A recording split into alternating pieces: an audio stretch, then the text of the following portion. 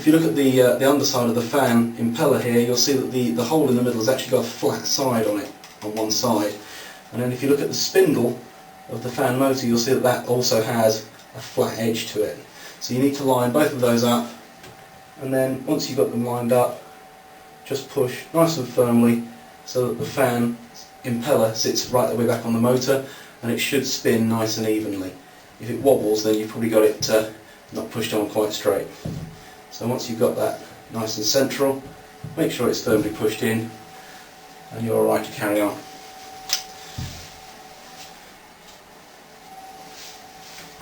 So now we're going to put the surround back on again, and you'll notice that on one side you've got this lump, and that lines up at the back here where the two cables meet for the terminal block and the actuator. So just line that up nice and easily, and that should slide neatly back on again and allow the motor to spin inside. Now you see that is sticking, which means I haven't quite got it in the right place. So if necessary, we just need to take that off, line up the fan again, and give it another go.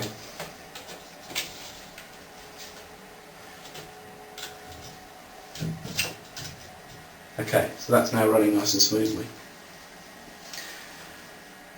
Once we've done that, we now need to put the little actuator module back in. Now this is a bit fiddly, I'm afraid. So the first thing you have to do is to make sure that the little hinge section is on the right way. So when we look at it, you'll see that you've got the mounting hole, and then you've got a flat surface on the back there and the arm that comes out, and that flat surface needs to go towards the top. So as it sits on the spindle, it will rotate that way. Okay? So the little black collar goes on the end of the plunger here, so that clips into there. What you can do is you can offer that up gently into place. You have to loop the flat surface of this piece so that it's tucked on top of the little plunger there, and that then sits up into the right place like that. Okay? So the idea here is that when this piece moves out, it will rotate this hinge, and this bit shouldn't fall out because the little flat surface on the top should be resting on top of this actuator's end piece here.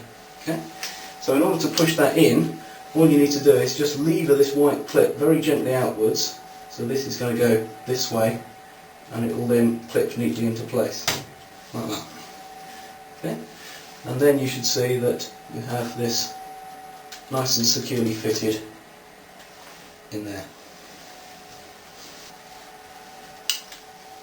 Okay, carrying on once again, this timer module now needs to be slotted back up into place. There's a little hook under the bottom here, so this section just hooks underneath, like that. And at the other end, it should line up with the mounting holes, and it should just clip neatly back into place, like that. Okay. The terminal block can then be pushed back onto the end, where those connections are,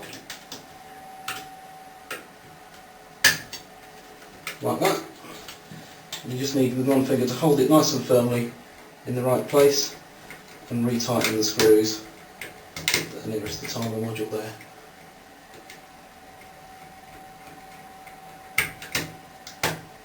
Okay, so that's nice and firm.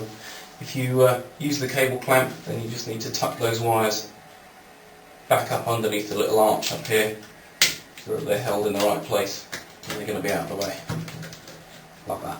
And you'll see that the fan should still spin quite freely. Okay, so that's now all good. So once you're here, you might as well just check these connections are done up nice and tight. Make sure they haven't worked themselves loose when you move the timer module. So they're all fine, all the cables tucked up neatly around the outside.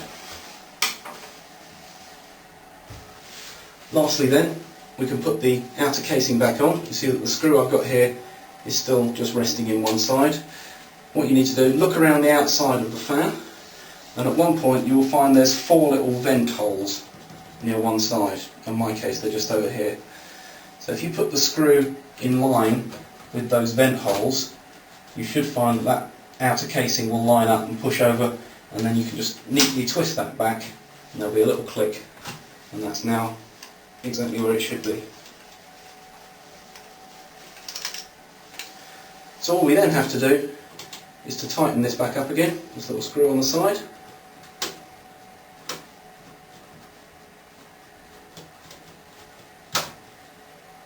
Like that. And that is now done. Once you're happy that that's all nicely back together again, you can switch the power back on again in the fuse box. Okay, and once you've done that, you should be able to test it.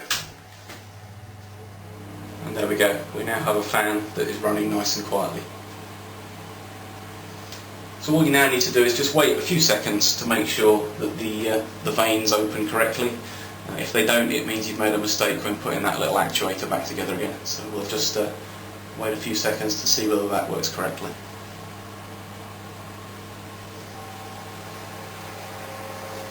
Yep, looks good. Those are opening nicely. And with a bit of luck, they should open all the way up without giving us any problems.